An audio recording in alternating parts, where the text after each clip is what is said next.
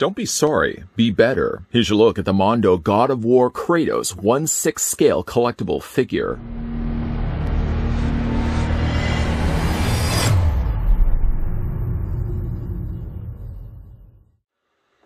From the heights of Mount Olympus to the shores of Midgard, Kratos cleaves his way into the 1/6 scale for the first time. This deluxe figure features 25 points of articulation, real fabric belts, pants, apron, and tiergs. In addition to Mirror and Leviathan axe, Kratos features several weapons, such as his blades of chaos with chains, interchangeable heads, hands, and much more.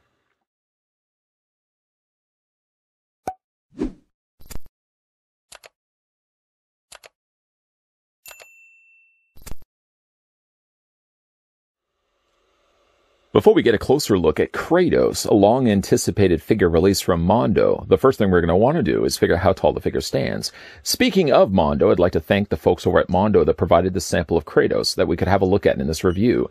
Good news is Kratos is available right now if you'd like to pick this one up and add it to your collection. The figure stands 13.129 inches. Okay, let's just call it 13 inches. Switching that to centimeters, revealing that God of War Kratos stands 33.3 centimeters tall.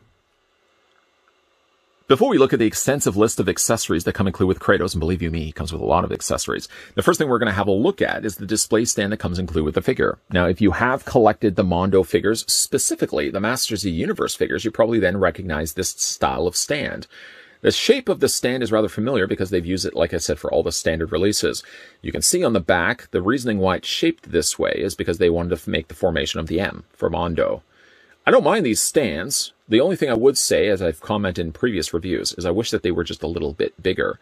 The only reasoning why is because if you look at just the regular stance of Kratos right now, the stance actually is going to be overlapping the display stand. In fact, just putting the display stand in front of Kratos, you can see how much overlap his feet actually are from the stand.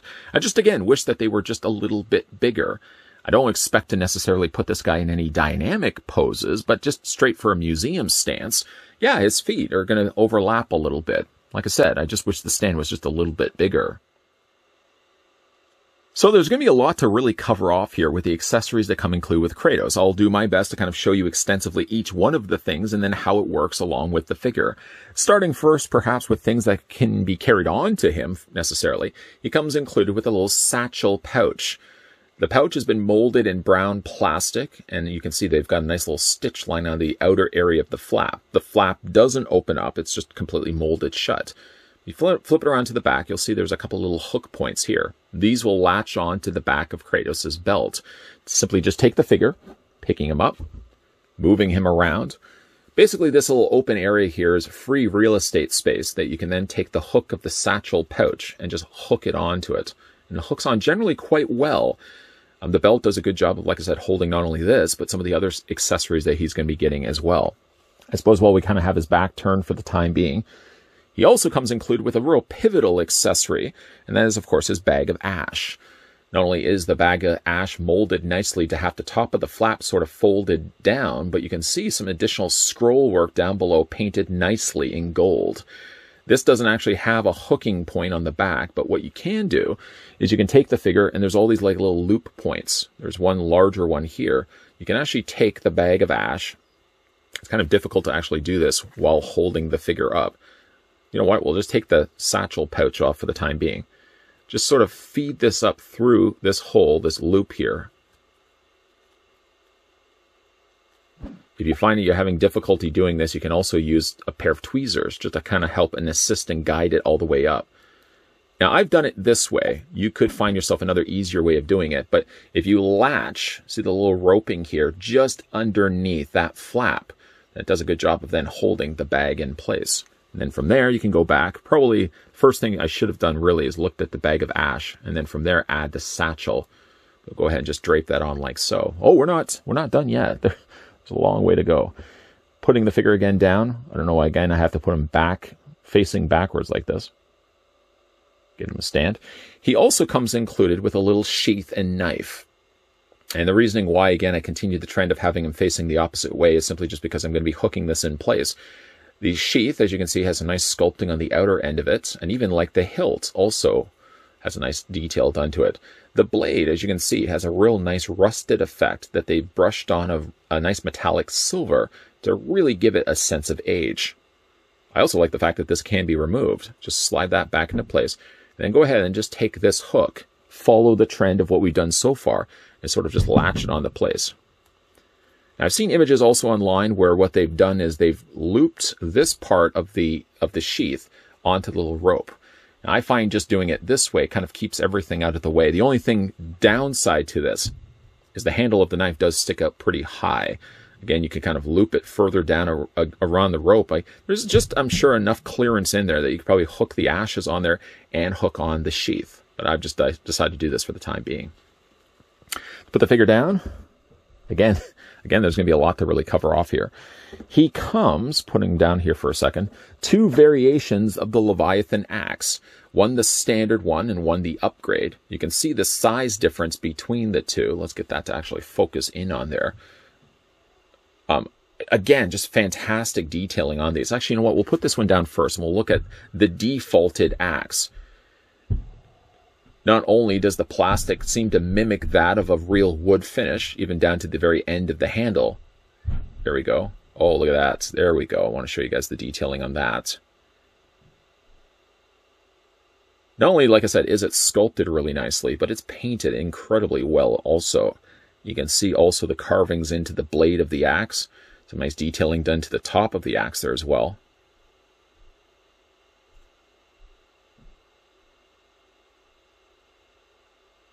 And like I said, you get 2 variations of this. I kind of prefer to display him with the larger of the axes just simply because it's got the incorporation of the gold also added in there as well. I mean, you can see how the gold stretches across. Little arrows, as you can see, finding their way, slithering up the actual handle of the axe. And again, like the head of the axe is just absolutely exquisite. Like in the game, what you can also do too is take the figure, spin it around to the back, and located is a rather familiar Omega logo. Simply, you can then take the axe, just bring this up slightly, and the axe just latches into there. Now, you can do this with either one of the axes. I think for my own personal preference, I would display the larger upgraded axe as the way of displaying it. You can pretty much already see also, so far, all the things that we've looked at are all capable of being attached to the figure. All the things that we've looked at so far. And that's what it looks like with the Leviathan axe on his back. That looks great. Speaking of also things that can be attached to the figure, he comes with variations of the shield. One, a folded up version of the shield. Again, showing you the detail work on that. I love this color of bronze that they've incorporated into it. It's a really dark, grimy looking color, like it looks like it's been aged. There's what the back side looks like. And anything also about the shields is that there's a magnet built into the surface, just underneath the surface. If you go to the side of his gauntlet here, the shield just attaches to the side, just like that. And certainly that makes things a lot easier than having to contend with pegs or having to contend with something that would allow you to have to kind of force the shield onto his arm. I mean, you see the strength of this magnet, how that latches the shield onto the side of his arm. Probably makes a little bit more sense to have it sideways like that. If you prefer, however, your shield, I continue to pick up Kratos during all of this. If you prefer to have your shield more open and visible, then you've got this variation of it as well. It still has the magnet housed on the inside of the plastic right here. But on the back, you can see all the additional coloring that they added by adding this crimson red. Fanned out across the surface of the shield, it looks fantastic. And again, works the exact same way as the folded up version of the shield. All you have to do is just pop this off and then replace this with magnets. I don't know why companies don't use more magnets when it comes to figures like this. I mean, it does move around a little bit more so than if you had just plugged it in place or strapped it around his arm. But I gotta say, like, being able to remove a shield like this makes things so much easier. I'm glad to see that they actually went the route of using magnets instead of like other options that I mentioned in this review so far. Not only will Kratos come included with a Leviathan axe, but he'll also come with 2 variations of the Blades of Chaos. I just happen to have one of each for the time being to show you the difference between the two. Not only are the skulls different on the hilts, but you can also see the considerable damage on this one versus this one right here.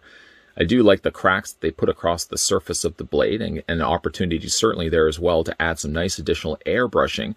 It does look like it's got a little bit of blood stretched across. That looks really nice.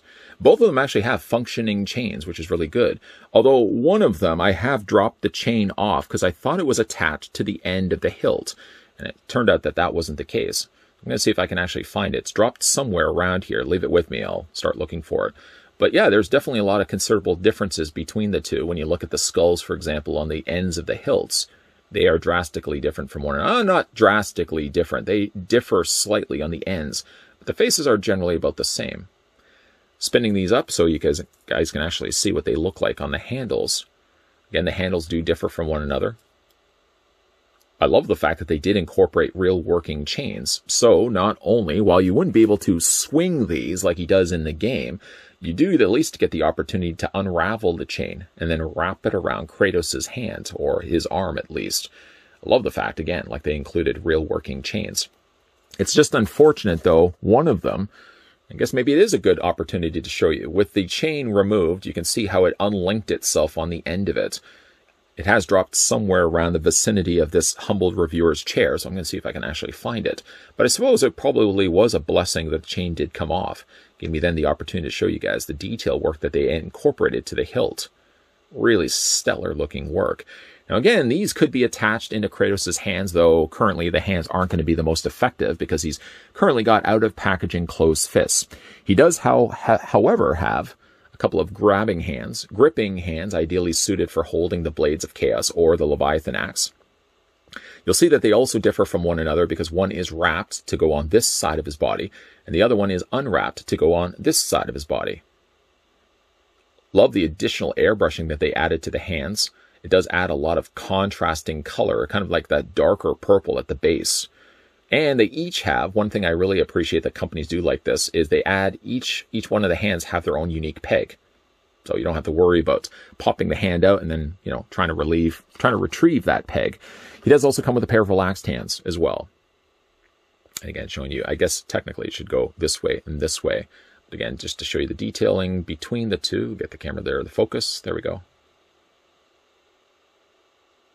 The only thing I would say, maybe necessarily as a finger criticism, is they didn't really paint the fingernails. It's just the same molded plastic as the rest of the hands. I mean, that's small. That's a very small thing. But it would have certainly made those fingerprints, those fingernails, stand out a little bit more than what they did.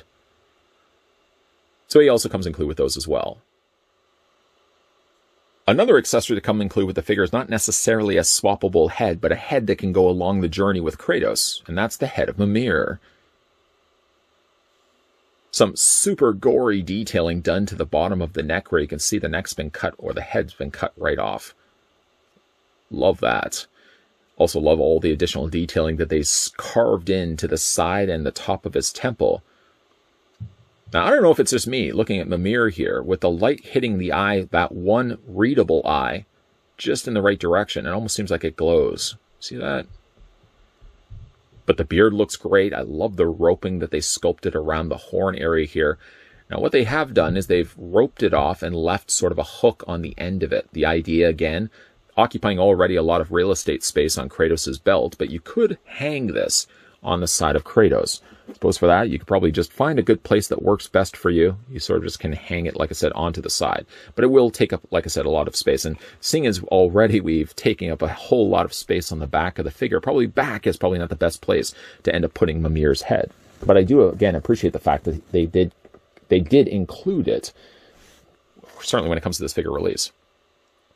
This could possibly be, I don't even want to say this is my favorite accessory, because there's a lot of great things that come include with Kratos here, but it's definitely one of the more notable accessories, and I'm so glad to see that they include Mimir with this release. Let's talk now swappable head sculpts, as Kratos does come included with one. This is what I guess you could probably best describe as raged out Kratos. He is definitely angry, and I certainly wouldn't want to get in his way. The one thing that's different about this one, well, we'll see in a second. There is some considerable difference between this one and the defaulted head that comes out of the packaging. While I appreciate this one, I like the fact they sculpted an open mouth on his anguishing face. I think I still prefer the defaulted head sculpt as my favorite of the two. I suppose speaking along those topics, let's go ahead and pick the figure up so you can actually finally see. As we spent so much time, I feel, talking about all the other accessories, and we didn't really talk enough about Kratos himself. Let's have a look at the figure. Now, again, putting the defaulted head sculpt next to Kratos, you get a better idea of how they differ from one another. Yes, we're going to leave the Leviathan axe in place for the time being because it's just so cool. But getting a closer look at the head sculpts, yeah, the difference between the two is very easy to read. The face doesn't necessarily change too much, though the length of beard does because the bottom of the jaw is draping down. But again, both are superior head sculpts. It's just be a matter of question of which one you prefer. I like and appreciate the fact that they included this one, but again, I can't help but think that I like the defaulted head sculpt more out of the two that we get available. So finally, let's get a closer look at Kratos with the defaulted head sculpt. Fantastic sculpt and fantastic paint done here by Mondo to replicate the look of Kratos from his final outing, or his last outing for the time being. I'm sure we're going to get another God of War sometime soon. I do think the sculpting on the beard is really top-notch. I like the darker color of airbrushing around the areas of the eyes. You still have that familiar stripe that he's known for having in this game series, of course, running across the top here, and he's got a nice scar running through the one eye. I can't say there's anything I really would have changed on this particular head sculpt. It definitely resonates for me as a perfect-looking Kratos. I thought perhaps maybe the paint might be a little too dark on this. There's not enough contrasting colors between the two, but yet the more I'm looking at it, I don't know if there is anything I would have necessarily changed. Maybe like the beard is maybe not as dark as it possibly could be, but there's no denying that that is a perfect-looking Kratos. Really, again, like the life in his eyes also as well. Just a little bit of reflection at the top corner. Just, again, a great-looking head sculpt. Okay, so let's have a look at the rest of this body here. There's really a lot to take in. Of course, he's got the strapped shoulder piece that goes on the top of the figure. Now, this is softer plastic. If you are wondering, perhaps, does it limit his shoulder articulation? It doesn't really. That's not really the thing that's going to limit his shoulder articulation. More on that in a second. He does have the scarring there on the front of his chest. Some nice, decent texturing also done to the surface of his body as well. It doesn't necessarily read like chest hair, but it does have almost like a texturing like it should. Again, you've got that stripe of red running up the top there. I like that what they've done is this faux fur material. And this is not only around the front of the figure, but along the back area as well. My only complaint, I would say, is right here. Now, the way they've glued this flap folds over, and it looks like you've got some visible glue underneath. This isn't, I'm sure, across the board for every single version of Kratos that's out there, but I do want to point it out on mine. I'm just, like I said, got that little bit of glue. I could probably see if I can flake that off. But you can see the really nice work they've done by using this faux fur material. Again, you've got that continuation of the shoulder-strapped shoulder piece. And again, all the detailing done to the belt. Now, I did go ahead and take off all the things that we had put on earlier, because I feel like it would have masked all the things I wanted to then show you. For example, like the stitched together leather skirt that he has. It's not real leather, but it certainly does come across like it could be. It's got some nice dark airbrushing around that as well. I love the stitch work that they've done to make it look makeshift, like he's sewn it together himself. You can flip that up, and you've got that rather familiar crimson red featured underneath with these strips of material. It's a very dense material. It's almost like a burlap. And they've got all these little snaps down at the bottom of it. I like when you're looking at figures like this, there's a lot of layers on layers. Speaking then of layers, he's also got his pants there. A little bit of texturing also in there as well. And then further down from that, we've of course got Kratos' boots. The boots are decently sculpted, all of these really being plastic. Of course, you got the denser plastic of the actual shoe portion of the boot. And then this area is basically just a hollow piece that sits over top of the actual leg of the figure. Of course, he's got his knee pad area there as well. Like, this is all continuation of his boot. And I do like that these are separate pieces. So when it comes to moving, for example, like the figure's feet, his posable knees, these things do a pretty good job of actually staying out of the way of things. They're not blocking and obstructing, certainly when it comes to the figure's articulation. Speaking of articulation, let's have a look at the posability here on Kratos. So his head rotates all the way around. If, by the way, you wanted to remove the head, go ahead and just pop that off right now. It's got a large enough ball joint, but not to the point where it becomes obnoxious and hard to then replace. Then we'll go ahead and just replace with the angrier head sculpt. Just in case you guys are curious, I certainly wouldn't want to leave this off this review if you guys wanted to see what it looks like with the angrier head sculpt. One last time, bringing in that other head sculpt so you guys can see the difference between the two. I mean, for me, I like this head sculpt, I think, a little bit more. But I definitely think that there's mileage to be made for this one with the angrier expression. I always like options. Now, for his shoulders, this is somewhat of a difficult issue because he does have nice sculpting here. But because of the size of this shoulder muscle and because of the rest of the way that the torso is designed, you really can't get a full hinge joint on the arm. If anything, what I'm doing right now is to the full extent of what you can actually pull off on his arm. You can rotate it, but it's just really super tight. I mean, you can move it, and just moving it back this way, you can just see how much allowance is added in there for the arm articulation. It's about the only thing that really is limited on this figure when it comes to his posability is his arms. Now, the forearms, however, no problems there whatsoever. You can rotate those all the way around. Just want to show you some nice scarring there. I love that. I wanted to make sure I included that in this part of this review, where you can see the burned-in flesh left behind from the chains. Super, super cool.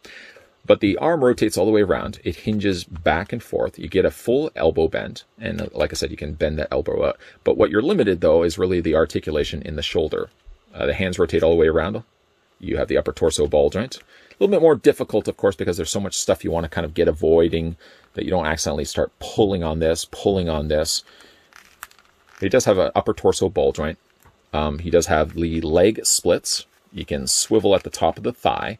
You can single hinge at seams on the knees. I don't think there's actually a double hinge on the knee. It seems like there's just one single hinge, which is fine, really, because, again, based on the size of the footprint for that display base, you really can't pull off dynamic poses on this guy, at least from the leg standpoint. And then for his feet, they move up and down. You can rotate the feet all the way around. Of course, it's going to butt up against the top of his boot. And then from there, you can also hinge them back and forth this way as well. There's a nice ankle pivot. Last and certainly not least, because I feel like I would be under-delivering here if not providing you what he looks like with the Blades of Chaos, what I can do is I'm going to go ahead and just reach off to the side, grab one of his... Actually, you know what? We'll grab both of his hands. We're going to go ahead and remove the hands from the sockets of his forearm. There's one. Pop that in place. Now, you can actually... I know we're sort of backtracking here because normally we always seem to finish our reviews with articulation, but you could technically also pull the hand out, put the little figure a little bit further back so you can actually see what he looks like. Take one of the blades, I'm going to take this one for the time being, unravel it, and you can sort of see where the chain came loose on that other one. Then from there, you're going to go ahead and just fit it into his hand. The plastic that they used is a little bit more of a harder plastic, so if you do have some difficulty getting to properly hold and open, you can also either pry them away from one another, or you can also submerge it in hot water, which I probably could find myself doing because I didn't heat this for the purpose of this review, thinking that the plastic was pliable enough. But I will admit, probably I may need to go around and end up heating this. Maybe take either a hairdryer or, like I said, a hot water bath. Soften that plastic up so I can actually pry the fingers away from the palm. Back from blow drying my hair, actually no, that's not true. Back from heating this up just to soften up the plastic, you eventually can get the Blades of Chaos into one of his hands. And then from there, we're going to go ahead and just plug this into place. Just one thing, actually. I know I keep sidetracking myself here. Just popping this off for the time being. Sliding this off. I want to show you also all the sculpting that they did to the under area of his gauntlets, like the little wrappings around his sleeves. I mean, this is little touches of detail that you really certainly appreciate. Again, you're just going to pop the hand in place. You could really leave these off also if you really wanted to. And then from there, you can actually take the real working chains, real functioning chains, and you can wrap these around his arms. Again, with or without the previous wrappings already there, if you want to, you can just take those off completely. But that's what it looks like with Kratos, with Blades of Chaos in his hands, or at least one of his hands. Get the figure properly posed. The hardest thing really when it comes down to a figure like this is there's just so many things available for him as to coming up with the definitive way of displaying the figure. I think based on the fact it's coming from, what, the 4th installment game, I'm probably going to be more inclined to displaying him with the defaulted head sculpt, not going the Rage look for him, and probably putting the shield and axe into his hand instead of going the route of the Blades of Chaos. But I do appreciate the fact that Mondo included that with the figure, and it's always good to have options available when it comes to displaying these figures for yourself. Having already shown off their skill set for 6-scale figures, of course, Mondo, if you remember, was also responsible for doing the Master Universe 6-scale figure line, which I love that line. I think I've reviewed almost all of them up to this point. There's a few that I still need to pick up and add to the collection, but Mondo has now changed the page and decided to do a different 6-scale figure, a 6-scale of a Spartan. God of War's Kratos here, pulled from at least the latest video game offering. Probably not going to be the last offering either, because everybody loves themselves Kratos. But here we have a longer beard Father Kratos, now with shield and Leviathan axe in hand. He still gets, of course, the Blades of Chaos. Gets 2 of them as well. And it's not to mention, he gets a swappable head sculpt and the severed head of Mimir. How cool is that to come include with the figure? There isn't really anything I would have changed to this figure. It's got some nice airbrushing done, and the sculpting of it really does deliver exactly what I would want Kratos to look like. His costume, of course, now incorporates a little bit of fabric. Yeah, there's a little bit of glue there. You can probably see it there on the back of the fur. Yes, he does have a little bit of difficulty standing because he does have a slightly small base to work with. But other than that, I don't think, again, I would have changed anything to this figure. Of course, here in Final Looks, I'm showcasing him with the shield and Leviathan axe in hand. The only thing I would change probably to what you're currently seeing right now is swapping out the angrier head sculpt for the more subdued Kratos. I think I just prefer those two. Of the two, I think I prefer that head sculpt just a little bit more. But some fine work here done and delivered by Mondo. If you're a big fan of God of War like I am, you definitely will want to be picking this one up and adding it to your collection. A big thank you again to the folks over at Mondo that provided the sample of the God of War Kratos that we could have a look at in this review. Just know as well that this is the exclusive version of God of War Kratos, so he does come with a couple of other offerings. But again, like just even the regular stuff that he comes included with, it'd be hard-pressed to try to figure out exactly how you want to display the figure. Even just with his belt, I've left all of his accessories off his belt for the time being, but they're going to probably make their appearance back onto the belt when I eventually put this guy on display. There's a lot of things you can put on display with Kratos, and like I said, he's a fantastic looking figure.